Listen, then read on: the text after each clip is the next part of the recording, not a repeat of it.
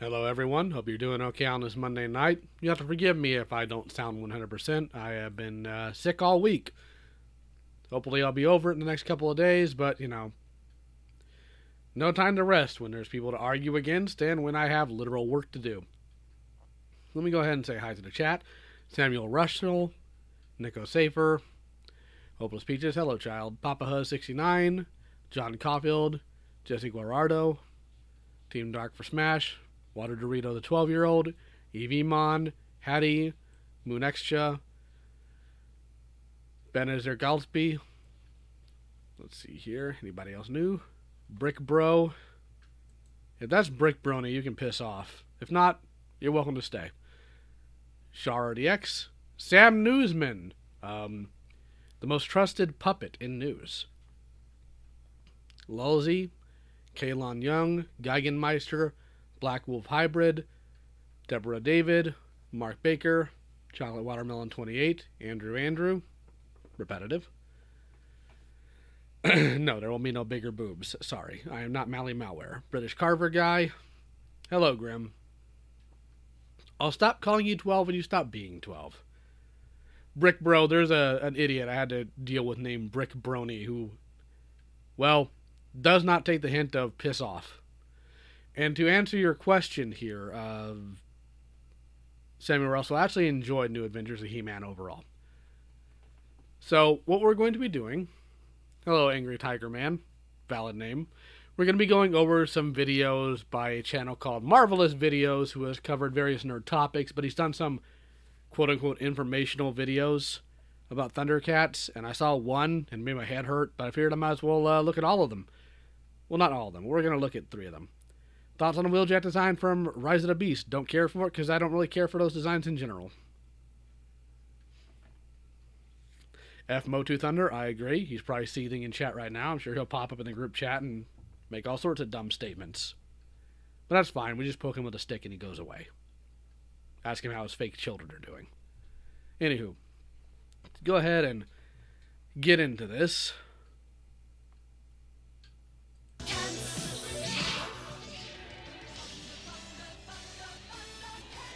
Before I forget. Seems like rebooting and remaking some of... Before I forget, I forgot to put on the background video for those of you. Now that I've got it properly squared away, right? All right, so continuing. Let's see here.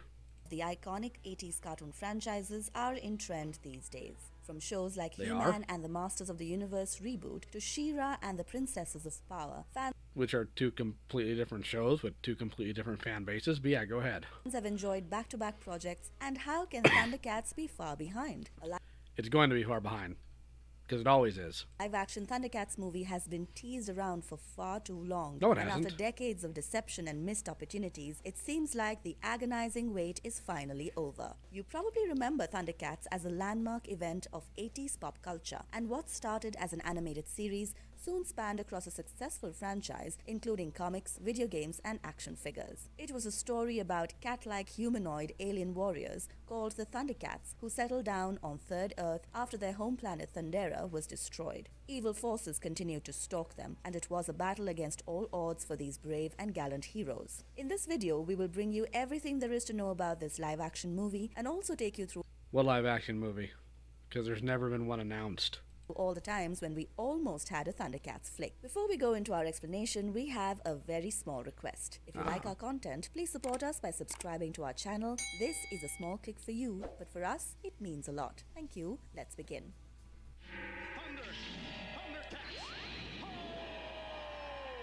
How it all started and the collapse of the original show. 80s kids... There's been 3 ThunderCat games to my recollection. There's one for the Amiga.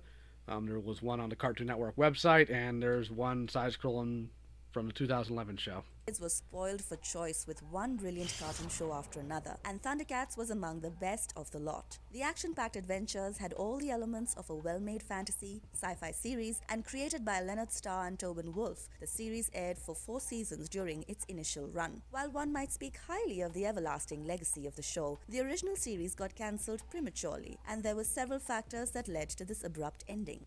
Citation needed. There's no evidence that it ended prematurely. In fact, it had a pretty good ending. One of the main accusations against the show was that it promoted an aggressive sale of violent toys. It was put in the same league as the likes of He-Man and Teenage Mutant Ninja Turtles, and the demands to get the show removed kept getting stronger from certain quarters. Citation needed. Evidence required. It is unfortunate that ThunderCats faced so much controversy because the showrunners even got a psychologist to analyze the scripts to make sure that the stories were nothing more than moral themes suitable for children. The series started off with a lot of enthusiasm, and the high TV ratings prompted the makers to go hard and deliver as many as 65 episodes for the first season. After an astounding success, That's just what was needed for syndication. Lord. another 65 episodes were greenlit, but the network cut them up into 320-something episodes and spread them across 2 years. Suddenly, the network did not see this as their long-term project. That's also not true. Thank you, Team Dark for Smash for $1.99. They were also working on multiple projects at the time, including Silverhawks and Tiger Sharks. What the heck is this person on about? And the steam died out quickly after the repeat episodes and slow progress. Something similar happened to the toy sales, which skyrocketed during the first season. The toy manufacturers saw a crazy business opportunity and coaxed the creative team to create new characters with fancy backstories to expand their sales. No, there's tons of characters. There were no toys created to put in the show. The show and the toy designers were a completely divorced team. The only time they intermingled is when it suited things in terms of like synergy, or they thought it was really cool to put it in the show. And the reason why the toy line tended to taper off is because they got really experimental instead of sticking to form. This not only convoluted the storyline, but also made the show dependent on the toy sales. When No. It did not make... The toy sales were a bonus. They helped fund the show, but you're dumb. the latter slowed down in the late 1980s, even the show's importance was considerably diminished. Today, it pains us fans to think that an animated series with such great potential had a shortened run because of such trivial issues. Funding is a trivial issue. Fantastic. I mean, it was technically canceled because it ended, but you know. ThunderCats Ho! A wasted opportunity. Studios were often eager to bring forth a spin-off movie for such successful franchises, and ThunderCats was not an exception. However, the disappointing results from the likes of Transformers the movie and My Little Pony made them hesitant about a theatrical release. ThunderCats Ho! Was turned into a movie. Well, Transformers the movie, because it killed somebody. And later it was separated into 5 episodes. It told the story of the titular heroes as they discovered 3 more survivors from Thundera, and the rich backstory received a boost. However, there were always going to be certain drawbacks. 5 more? 3 more survivors from Thundera. The other 2 were burbles. They weren't ThunderCats. Of turning a movie into several episodes. Some of the crucial plot points were lost in the aggressive edit work, and it greatly affected the continuity of the show. Citation needed, evidence required. Unless, of course, you're talking about the UK edit, which doesn't really impact that. Like, what are you talking about? There were way too many other shows to divert the attention of the kids, and eventually all the excitement and interest around ThunderCats fizzled out. Oh, God. Another cancelled project, more disappointment for the fans. Back in 2007, rumors were strong about the possibility of a ThunderCats movie being kept under wraps. Soon it was revealed that Warner Brothers was preparing to adapt the 80s animated series into a CGI animated movie. The potential release was supposed to be around 2010, and no... Then why are you showing stuff from the 2011 series instead of stuff from the canceled CGI thing? Notable video game art director Jerry O'Flaherty was roped in for the project. Paul Saposi's script was said to be in the works, and prominent actors like Mila Jovovich from Resident Evil were keen to star in this movie. The storyline was intended to be similar to the original narrative, and it would be another stellar battle between the ThunderCats led by Lion-O against the evil forces of Mum-Ra. No, it was not stellar. I actually read the script. The script had Groon being Mum-Ra. It was really bad. Even the concept art for the upcoming movie had been released, and the fans were now certain of a much-awaited ThunderCats film. Actually, no, we hated it because it was god-awful looking. However, the hopes were soon to be crashed after Warner Brothers never went ahead with the project. It is believed that Warner Brothers did not see much money-making potential in the movie. It was heavily inspired by the style of the TMNT movie that was released back then, and when TMNT... Back then? What do you mean back then? Because this was like 2009. Because it wasn't influenced by that at all. Are you stupid? Where are you getting this? And it's obvious. I mean, you're not even showing what the imagery was. Which, if you're wondering, you can look at my ThunderCat video about reboots. blew hot and cold at the box office, the investors were There it hesitant. is. Some of the leaked test Finally. footage from ThunderCats actually proves that the theme and style were very similar to the average performing TMNT project. No, they were not. TMNT projects had much higher quality. The heck are you on about? Another major reason behind the cancellation was the shift of Warner Brothers to the small screen. They were preparing for an anime-style series that would continue the ThunderCats saga, and Anime style series as opposed to the original, which was all animated in Japan. Fantastic. the movie would be detrimental to the success of this venture. After all the build-up, it just became another of the cancelled movies to be added to the list. To add No, that trailer wasn't a fan made one. That was a different one altogether you're thinking about. salt to the injuries, even the 2011 animated series got cancelled after a solitary season. Since then, there have been a few rumors every now and then about a live-action film, but Amazing how you don't go into why the 2011 series got canceled. That's fascinating. they all proved to be premature excitement for the fans. Even Thundercats Roar, the 2020 animated series, was not really a huge hit with the fans, and demands for a better adaptation continued to grow stronger. That Gee, I wonder why. being said, the eagerness to put together such a project was always there among the makers. What makers? I'd love to know. Finally, a live-action Thundercats movie has been formally announced. No, it has not. Years of disappointment and prayers of the fans finally seem to have been answered. According to the reports, Adam Wingard, the Godzilla vs. Kong director, has been handed the charge of this upcoming film, and he is now ready with an early draft of the movie. During a recent interview, the director revealed his excitement about the project and spoke about how this is one of his dream movies. Anytime somebody from like media tells you that they love a project, it's gonna suck. And you know what, Deco Safer? I'll disagree. The animation in Roar doesn't look bad. The art style looks bad. Intends to make full use of the rich lore surrounding Thundercats and create a sci-fi action spectacle that will be a nostalgic throwback to the 80s. With many showrunners opting to change and reinvent the original shows, we cannot tell you how relieved we are to hear these words of assurance from Adam Wingard. Yeah, just like we've heard all the time, and they never follow through. He also voiced his intention to create a hyper-real CGI version of the film instead of a live-action one for Then why'd you say that it was announced as a live-action film? Stupid. best results. The end result would look extremely realistic, and it would not become something like the 2019 Cats. Yes, because what we need in animated program adaptation isn't just more animation, it's hyper-realism. Clearly. A movie that disappointed viewers to no end. He was interested in the Thundercats saga for a long time, but after watching scenes from the Hollow Earth, he was convinced that this was the way ahead for a Thundercats movie. That's a terrible way to put that together. He was given the responsibility by Warner Brothers because they were mightily impressed by his work in Godzilla vs. Kong. Too bad Godzilla vs. Kong was terrible. They've reportedly given him complete creative liberty to spearhead the new venture, and there can be nothing better than a studio supporting the director to express himself without constraints.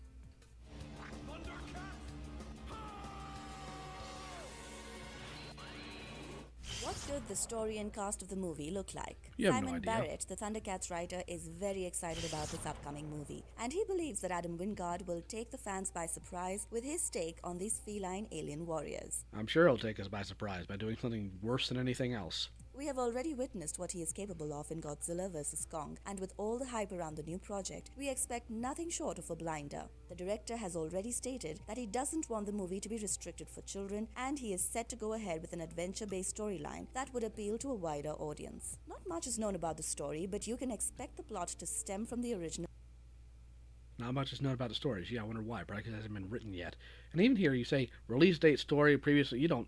This is an entire lie. 80s animated show. Adam Wingard and Simon Barrett have reworked on a new script, and the previous one by David Coggeshall will not be featured any longer. It could be premised on the aftermath of the events of the series, or the director could pick one particular story arc and delve further into the matter. As for the cast, fans have been quite vocal about featuring someone like Ryan Reynolds or Jason Momoa No, I'm good with neither of them being involved ever. as the leader of the Thundercats, Lion-O. Actors like Carl Urban, Dwayne Johnson, and Mila Jovovich might also fit into the cast, and they would certainly do justice to the iconic characters from the 80s. No, they wouldn't. No formal release date has been announced yet, but you can expect the movie to be released by the end of 2023 or early 2024. Do let us know in the comments below how excited you are about the upcoming live-action movie featuring the familiar heroes. Also, tell us about the actors who you think are Okay, I'll do just that. Hold on.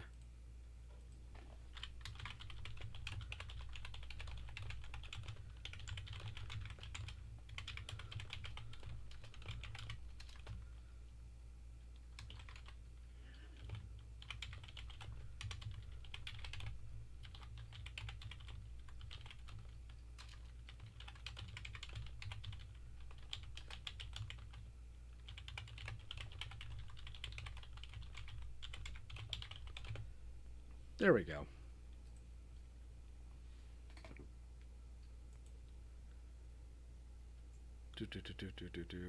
Alright, let's try another one of their abysmal videos.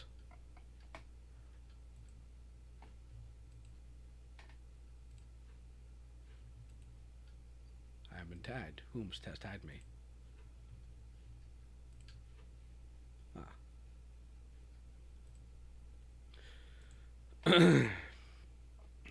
So let's see here. What did I have?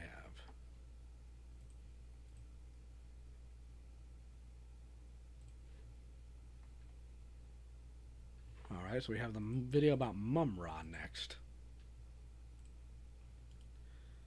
And I'm gonna twice speed this sucker because good lord I do not want to listen to this drone on some more.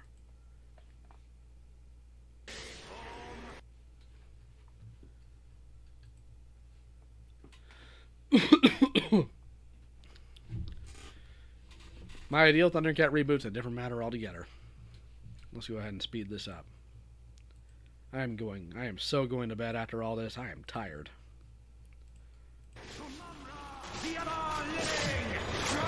Mum-Ra, origin explored, ThunderCats. The ThunderCats are all very powerful. They have the Eye of Thundera powering them up after all. The mutants also seem to be no match for them. However, Mum-Ra is a different story altogether. This menacing supervillain is the primary antagonist of the show and is hell-bent on destroying the ThunderCats. Mum-Ra, shares like no one.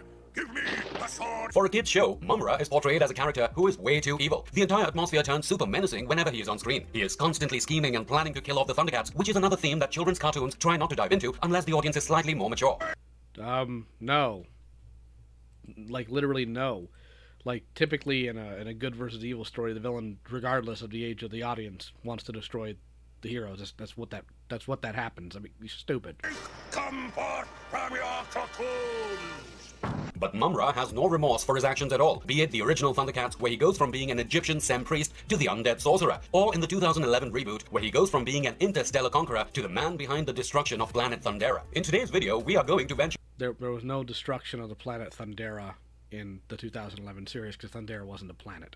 Into the backstories of Mum-Ra. Unlike many other villains, he did not have a terrible life that pushed him over the edge. He just happened to be someone who has been evil from the get-go. Before we go into our explanation, we have a very small request. If you like our content, please support us by subscribing to our channel. This is a small click for you, but for us, it means a lot. Thank you. Let's begin.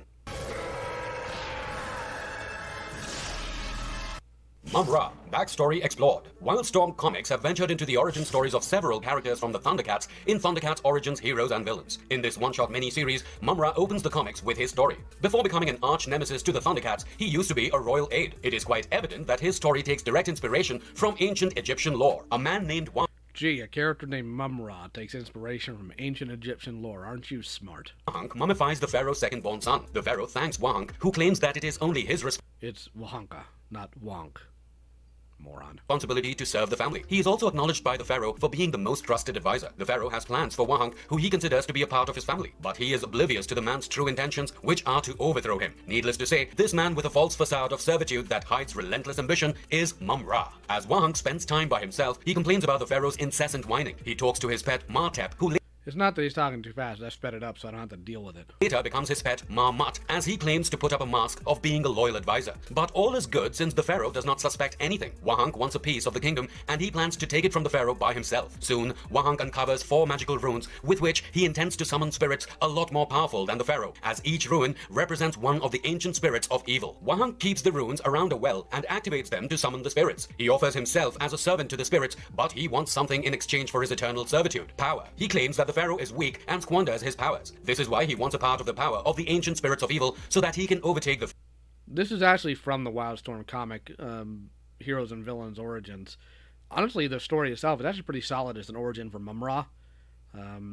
If you want to accept it. If not, you can just discard it, because this was done like decades after the original cartoon. pharaoh, despite being a Sem... In fact, in the original cartoon story notes, they never desired to give Mum-Ra a backstory because, you know, why bother? doesn't really matter what his backstory is. He is who he is. Priest. He only asks for a touch of their power, but the spirits are not convinced. They think Wahang is a foolish mortal. They require a good reason for giving such a mortal their power. Wahang comes through with his own proposal. He claims that he will remake the kingdom in their image and act as their vessel for eternity. The spirits consider this to be a good deal and offer a touch of their power to Wahang, but they are unsure whether it is enough to defeat the pharaoh, as they say, "And for your sake, mortal, hopefully it will be enough power to topple your pharaoh." As Wahang is powered up, the spirits claim that he will cease to exist as the Sem priest. In answer to your question, Chocolate Watermelon, which 80s cartoon villain do you think is the evilest? I'd have to go with Mum-Ra, and that's not just favoritism. Mum-Ra's entire existence is predicated on evil. And when the series opens up, Mum-Ra already won, like, centuries ago.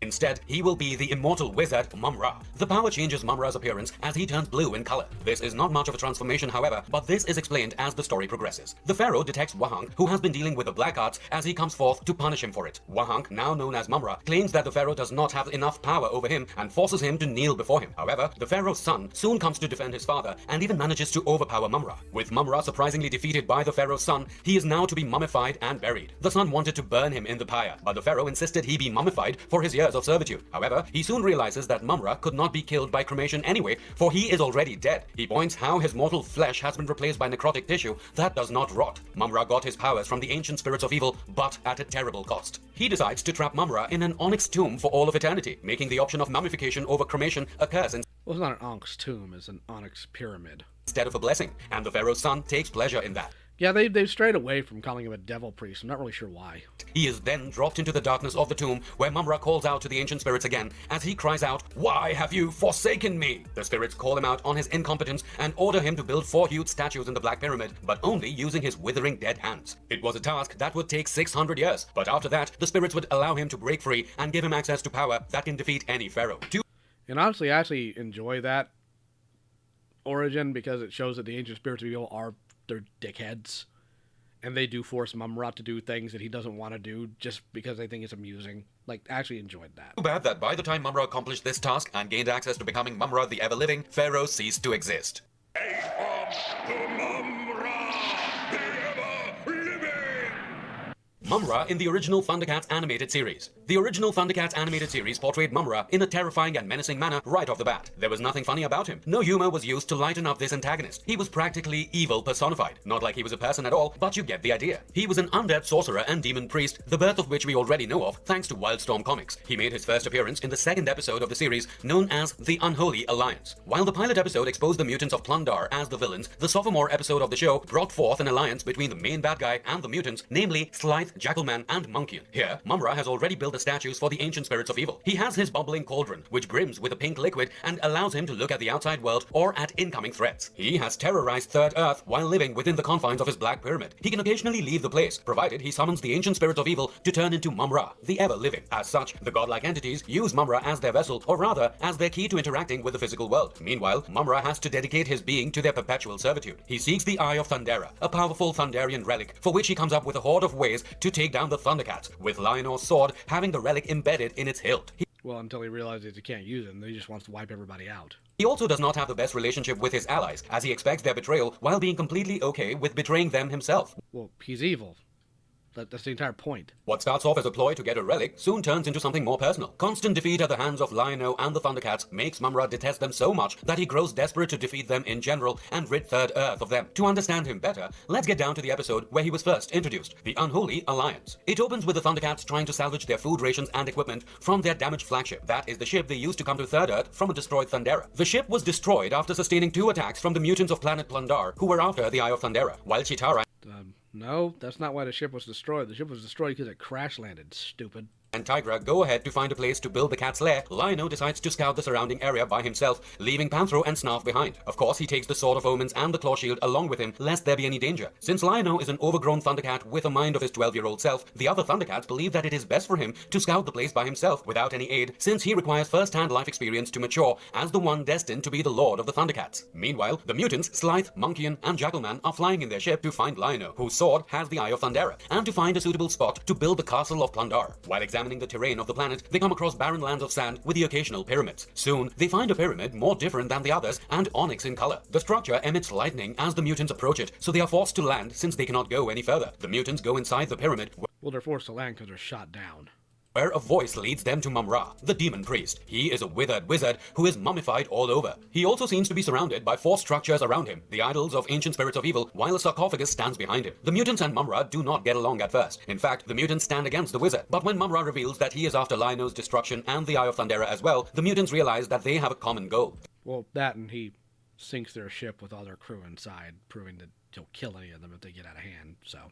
The shared interests do not breed enmity per se, since the Eye of Thundera has enough power for all of them. But before proceeding with it, let's talk about the Eye of Thundera to understand why the villains want it so badly. It is the source of the ThunderCats' strength. It can sense danger and alert the ThunderCats of it. It can be used to send an insignia as a cry for help. It can heal a ThunderCat when severely injured. And most importantly, it has this incredible ability called Sight Beyond Sight. This ability helps one see through deceptions and disguises. It can show the past or things that are far away.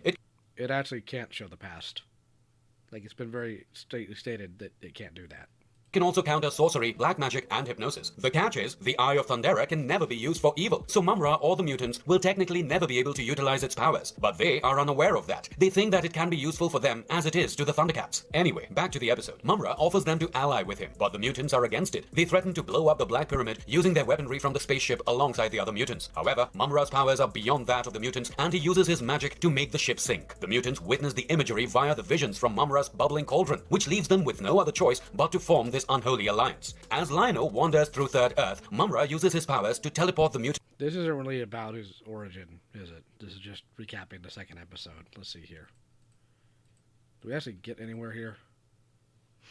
Why Mum-Ra cannot do it himself with his magical powers and with a flick of his finger. It enrages the demon priest and he attacks the mutants hard enough to break their table. It does the job though, and the mutants head out to defeat Lion-O. The attack on Lion-O succeeds to an extent as Lion-O is forced to jump into a hole that is subsequently blocked by the mutants, preventing the Yeah, that's just talking about the trial of evil. What is this? This isn't about origins of Mum-Ra. Let's see what nonsense he says about the 2011 series. Hello, Toonwing. His story in the 2011 ThunderCats reboot of the original 1980s animated series. The 2011 ThunderCats animated series followed the route of the original when it came to Mum-Ra's importance as the villain. Once again, he filled the shoes of the main antagonist as a mummified corpse who... I mean, not really. The dynamic's completely different. His personality is different. His desires and goals are different. It's kind of dumb. Was powered up thanks to the ancient spirits of evil, and even here, he could turn into his ever-living form. His backstory, however, is quite different. He used to be a conqueror who would travel in his spaceship across the galaxy. He was ambitious in all the wrong ways. He believed that the only way to gain power was by taking it, and he wanted the cosmos to be under his command. He cannot achieve this goal without the 4 power stones. So, he enslaved several animal species to increase the strength of his army. The cats from planet Thundera had also been enslaved. No, they weren't from the planet Thundera.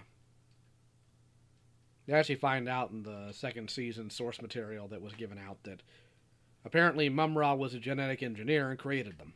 And this included Lion-O's ancestors. With their help, Mum-Ra got his hands on incredibly advanced technology and went from planet to planet, scourging and plundering them to find the power stones. After he got 3 stones out of 4, he destroyed the Star of Plundar and used the remains to create the Sword of Plundar. This sword was equipped to house the power stones, making it a necessary weapon for Mum-Ra to have. However, the star's destruction ended up destroying 10 other planets as collateral damage, which became the main trigger that turned his enslaved army against him. The first Lord of the ThunderCats and Lion-O's ancestor, Leo, was his trusted lieutenant. Well, he was not the Lord back then. Leo ended up betraying Mum-Ra after the incident with the Star of Plundar, as he embedded the Eye of Thundera, in this case the War Stone, in a sword and created the Sword of Omens. He then used the weapon to destroy Mum-Ra. With the power of the Power Stones, the Sword of Omens, and the animal slaves uniting against Mum-Ra, the sorcerer was forced to seal himself in a pod. His plan was to escape in it and regenerate. But another ThunderCat called Panthera, his second in command, ended up destroying the pod's control panel, trapping Mum-Ra in the pod for centuries. Meanwhile, the animal survivors distributed the Power Stones among themselves and moved on with their lives in order to create new civilizations. With no way out, Mum-Ra contacted another ThunderCat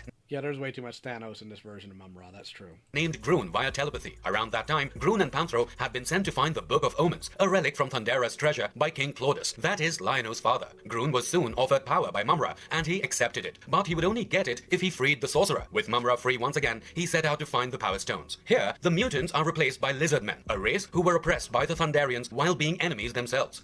Yeah, nothing like taking the good characters and turn them into racist. Real smart move there. Lion-O, who is empathic towards every creature, helped some lizardmen after learning their sad story. However, he was unaware of the lizardmen and Mum-Ra being allies. He was also unaware of the level of technology the lizardmen had access to. Soon, these creatures attacked planet Thundera, with Mum-Ra pulling the strings. Planet Thundera, not Kingdom Thundera, Planet Thundera. Yeah, these people have no idea what they're talking about. Thunderians were enslaved, and King Claudius was killed, and it was all done to extract the Eye of Thundera from the Sword of Omens. However, Lion-O had already escaped with the sword by then. Mumra and the Lizard Men kept pursuing Lion-O and the other Thundercats, while Lion-O was on the search for the Book of Omens. Mumra had also captured Jaga's spirit in a lamp, who was later released, but he sacrificed himself to protect the Thundercats against Mumra. Mumra returned, while Lion-O found the second Power Stone after learning Leo's story. With Lion-O being in Elephant Village, Mumra ordered his underlings to attack that village. However, the Spirit Stone was in the astral plane, which Tigra managed to enter. Mumra soon used his powers to turn Tigra and Lion-O against each other, to the point that they would kill one another here. But Lion-O got his hands on the Spirit Stone, which caused the collapse of the astral plane. Later, the Thundercats located the third Power Stone, this time with Pumira by their side, who used to be enslaved and a fighter in a place called the Pit. Even though she was raised by Mumra after he got his hands on her following the invasion on planet Thundera, When the Kingdom of Thundera fell, he did not raise her. God, this is dumb. Pumira began to show affection for Lion-O. Later, Mumra played with Pumira's life after the Thundercats got their hands on the Sword of Plundar. With Pumira in danger, Lion-O was forced to choose her over the sword. Then allow me to remedy that problem. How can the Thundercats kill Mumra if he is undead? They can't. As someone who is already dead, Mumra cannot be killed. He can be defeated, but he always seems to come back. However, it is not uncommon to fight and destroy the undead in fiction. For example, zombies, vampires, and the likes can be killed or destroyed. In the case of Mumra, sealing him might be the best option. It does seem to work for hundreds of years until he comes back again. Since he is powered by the ancient spirits of evil, Mumra will continue to exist as long as evil exists. To defeat Mumra forever, one would need to destroy evil forever, and that is not possible. So vanquishing him or sealing him seem to be the best options. The bad thing about the latter is that it won't solve the problem. The good thing about this is that assuming the Thundercats universe is the real world, by the time Mumra returns, he will become another generation's problem. For example, in the 2011 reboot, Mumra is not Leo's problem to deal with anymore. What makes Mumra so deadly? With powers gained from the ancient spirits of evil, Mumra Thank you for the $3 super sticker. Nice demon queen. managed to master sorcery and magic. Since he is undead, he cannot Sorcery and magic. So sorcery isn't magic now. Fantastic. be killed either, making him indestructible in battle. He often invokes the ancient spirits of evil to turn into Mumra, the ever-living, which allows him to project bolts of dark energy. He can also fly, project astral planes, control minds, shapeshift, and use Project astral planes. Not project himself through an astral plane, but he projects the plane itself. Brilliant wording. telekinesis. This form makes him physically stronger while having masterful skills as a swordsman. As a result, he becomes lethal with the Sword of Plundar. When he turned into Mumra, the Dream Master, he was able to enter dreams as well. But he is just a sack of bones and a walking dead body. So without the form of Mumra, the ever-living, he is weak in battle. And the ever-living form is something he can maintain for a short duration, after which he must return to his sarcophagus to kind of recharge his energy and power. So even though he is deadly, there certainly are several ways to get around them. It is his ambition and mental resilience that make him so evil. The fact that he spent 600 years making 4 statues and still continues to seek out power, despite being defeated over and over, makes him a tough nut to crack. On the flip side, maybe he is just stupid to be okay with doing this for an eternity. This master of deception is exceptional at coming up with evil plots and schemes. He has no redeeming No, Mystic, even if you separate him from the statues, he'll still be alive. Alright, I've had enough of that video, so let's do one more, because I am tired of this. And this one's even longer. God help me. This is the one that keyed me into his channel months ago. Just good lord, it's bad. But let's suffer through it.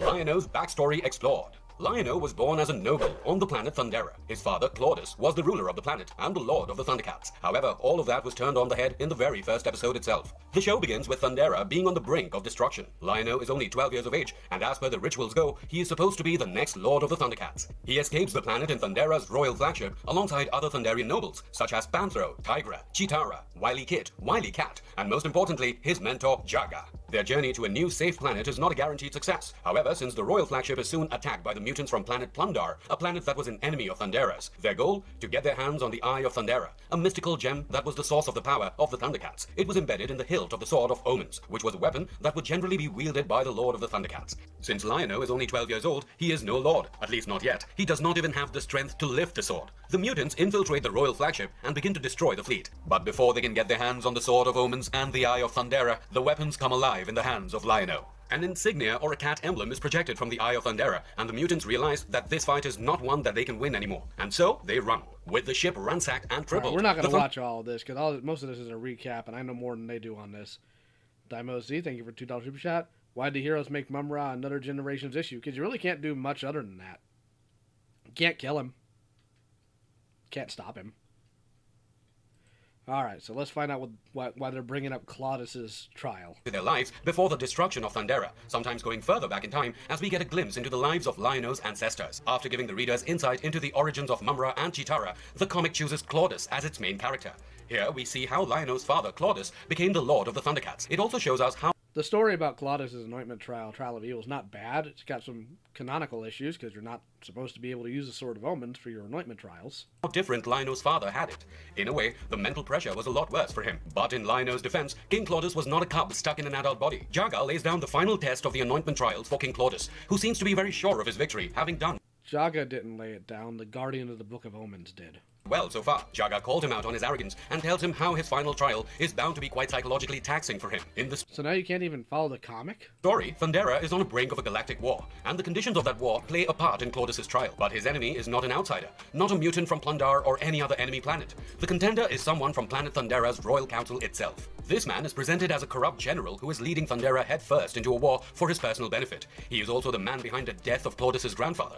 The man is none other than Claudus's father and Lion-O's grandfather. Claudus is shocked to hear who his new and final enemy is, but faces him head on. His father is waiting for him and tells him about his plan to attack the Moon Dwellers and conquer their territory, and he needs Claudus to approve it, as he will soon become the Lord of the ThunderCats. Claudus realizes how high the stakes are, and he has to choose Thundera over family, but he does not say anything out loud, not until his father talks about how weak his grandfather was for not wanting to embark upon galactic conquest and asserting their position as the dominant species. Claudus calls his father out for his twisted mentality and realizes why he himself was chosen to be the next lord after his grandfather. He even expresses his disappointment in having to prove it, and so they fight. But Claudus is way better than his megalomaniac father and soon disarms him. However, his father hits a new low when he tries to kill his own son. But Claudus is too good a fighter for him. Knowing how terrifying his father is to the future of Thundera, he impales his heart with his sword. He later ponders over his actions and believes I mean, it wasn't his heart.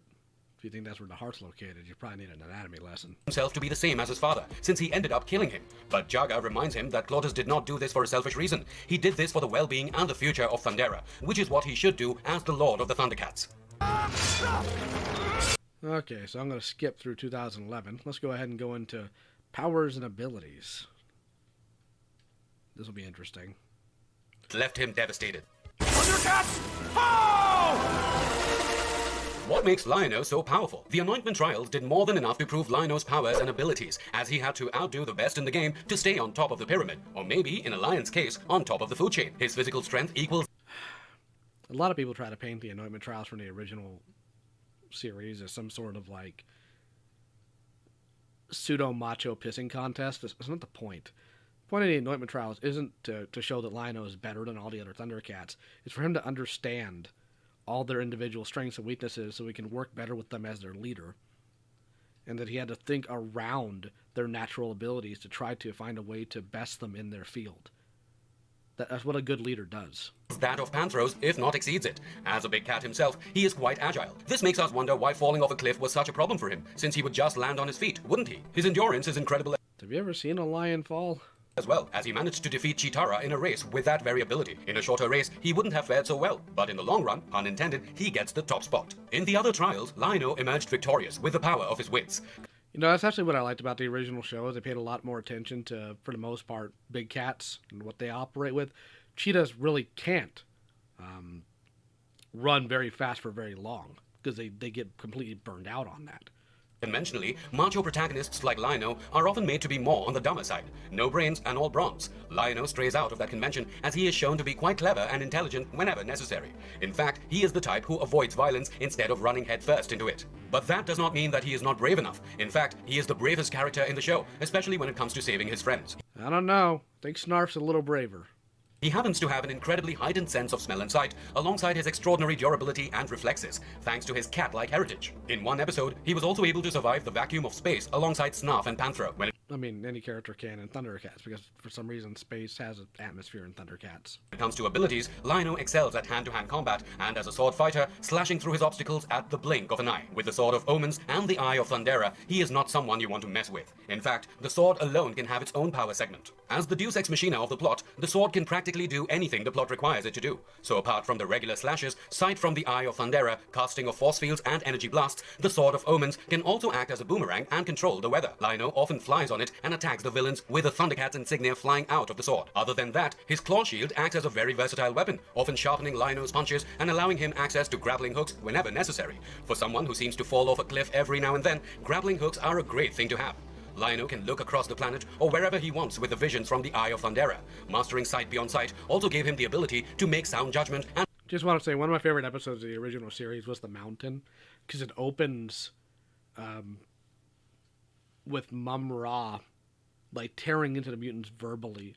Like, and I will do the voice, but my voice is destroyed right now. I could try to do it. Nah, there's no way. It would actually hurt. Where he's berating the mutants, because Lion-O feels so safe now that the only way he can get any sort of excitement is rock climbing. And the danger therein. It was really funny to open that episode. better strategies. Power alone is rigid, but if you can bend with the wind, you'll never break! Other interesting facts that you should know about Lion-O. Oh, boy. Lion-O happens to have another strange power, but this is not exclusive to Lion-O alone. It is something that is possessed by the Lord of the ThunderCats in general. The ability to control all cats. Be it panthers, tigers, or even house cats, Lion-O can control them all. King Claudius, Leo, and Jaga the Wise could probably perform this feat as well. That's not the only interesting Well, I mean, not necessarily, considering the fact that Leo was from the 2011 series, and that series never showed that ability. thing about Lion-O's life. During several instances, he has been part of crossovers with characters from other universes. Starting with the Man of Steel himself, Lion-O fought Superman It didn't start with Superman. The first crossover with ThunderCats was Battle of the Planets. in a DC and ThunderCat crossover. In this story, Mumra managed to locate another Eye of Thundera in Metropolis, prompting him to come to Superman's world. The ThunderCats followed suit and found themselves at odds with Superman. This is because the cats and the humans spoke in different tongues, so the miscommunication initially started a feud between the That story was written like hot garbage. That writer had no idea how Superman or the ThunderCats operate. Yeah, they just show up and fight each other. Real smart. two. Thankfully, it was cleared soon enough, and they joined hands to take down Mumra and the mutants. In a 2016 miniseries, Lion-O fought He-Man when Mumra tried to steal He-Man's sword Another garbage crossover written by morons. because he believed it to be powerful enough to crush Lion-O and his Sword of Omens. Mumra also allied himself with Skeletor for this mission, even though they hated each other. The undead sorcerer would eventually kill He-Man, although temporarily, because he would soon resurrect him as an enemy to Lion-O. Thanks to the Sword of Omens, Lion-O was ultimately able to snap He-Man out of Mumra's mind control. They soon teamed up with one another to fight Mumra. The greatest thing about Lion-O is not his strength or his sword. It is his heart, his empathy and love towards others, his willingness to make the world a better place, and his desire to do what is just makes him an inspirational hero for the kids. And that is something cartoons often try to do. With Lion-O, they nail it out of the park. And if you liked our content, don't forget to leave a like. There was another video he did on Lion-O that I just found so odd. I'm not going to bring it up because I'm tired. But, like, he claimed that Lion-O was 7 feet tall, which is really doggone goofy. I don't know why these channels just pump out content like that. Actually, no, I know why. It's because they get these 654K views. That's why. These people have no clue what they're talking about. I've heard about IDW Revolutions. As far as ThunderCats crossovers, there's been the He-Man crossover, the Battle of the Planets crossovers. There's 2 of them. And the Superman crossover. Thankfully, no others.